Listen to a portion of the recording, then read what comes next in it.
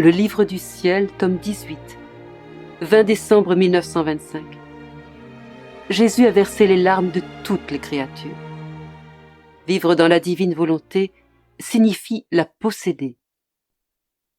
Je pensais aux larmes que bébé Jésus a versées à sa naissance, et je me disais, comme ces larmes devaient être amères, comme elles ont dû soit geler, soit brûler ce tendre visage. En fait, selon ce que je sais, les larmes ont deux effets possibles. Si elles sont causées par de l'amour, elles sont brûlantes et provoquent des sanglots.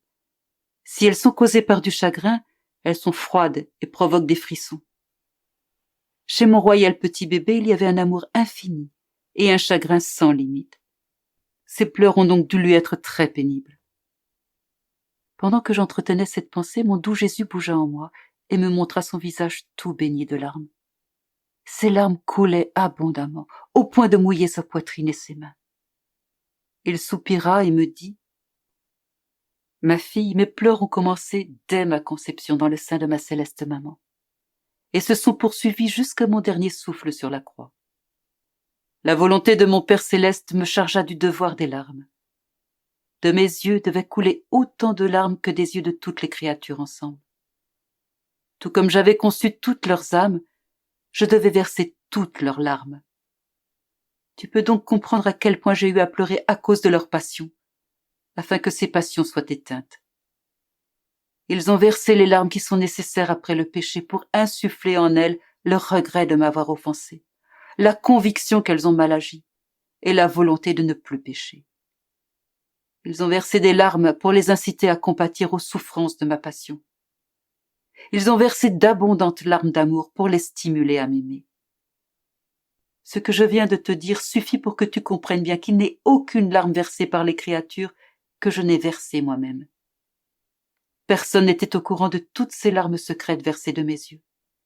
Combien de fois, même quand j'étais enfant, je me suis envolée de la terre vers le ciel, où j'ai posé ma petite tête sur les genoux de mon céleste Père, et je lui ai dit en sanglotant, « Mon Père, tu vois, je suis allée sur la terre pour pleurer et souffrir comme mes frères qui naissent, vivent et meurent en pleurant. Je les aime tellement que je veux que toutes leurs larmes passent par mes yeux.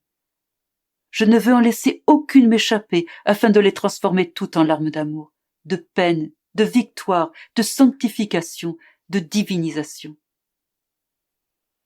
Combien de fois ma chère mère a eu le cœur transpercé en me voyant pleurer ainsi. Elle joignait ses pleurs aux miens et nous pleurions ensemble. Parfois j'étais obligée de me cacher pour donner libre cours à mes larmes, en évitant ainsi de percer son cœur maternel et innocent. Parfois, j'attendais que ma céleste maman soit occupée à des travaux domestiques pour donner libre cours à mes larmes. À la suite de ces propos de Jésus, je lui ai dit « Ainsi donc, mon amour, tes yeux ont versé mes larmes personnelles, et aussi celles de notre premier père Adam. Je veux que tu verses ces larmes sur mon âme, afin de me donner la grâce de non seulement accomplir ta très sainte volonté, mais de la posséder comme ma propre volonté. » Alors il acquiesça de la tête. Des larmes coulèrent de son visage sur ma pauvre âme. Il ajouta « Fille de ma volonté, j'ai en effet versé tes larmes pour que par elles je puisse te faire le grand cadeau de ma volonté. Ce qu'Adam ne pouvait recevoir par ses larmes, même si elles passaient par mes yeux, toi tu le peux. Avant de pécher, Adam possédait ma volonté.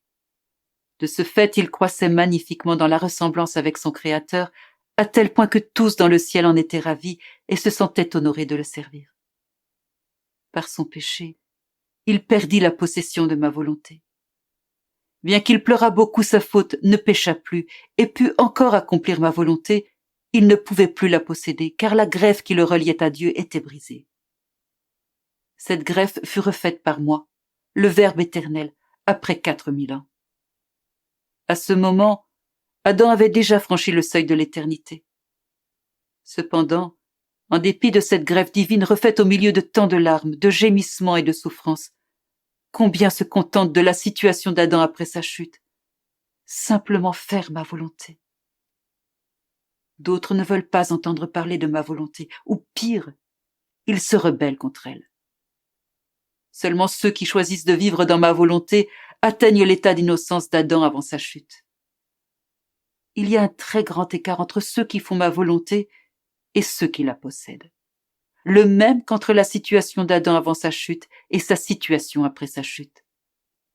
Quand je suis venu sur la terre, j'ai agi comme un Dieu en faisant le nécessaire pour que l'homme puisse recouvrer sa situation d'origine, c'est-à-dire posséder ma volonté. Bien que présentement la plupart ne profitent de ma venue que comme un remède pour leur salut, ne font appel à ma volonté que comme un moyen pour ne pas aller en enfer. Je continue d'attendre que les âmes s'élèvent plus haut et acceptent ma volonté comme vie. En faisant connaître cette volonté, j'attends que les âmes choisissent d'en prendre possession, que la grève divine que j'ai refaite porte fruit. Ainsi, mes larmes se changeront en sourires célestes et divins, pour moi et pour elles.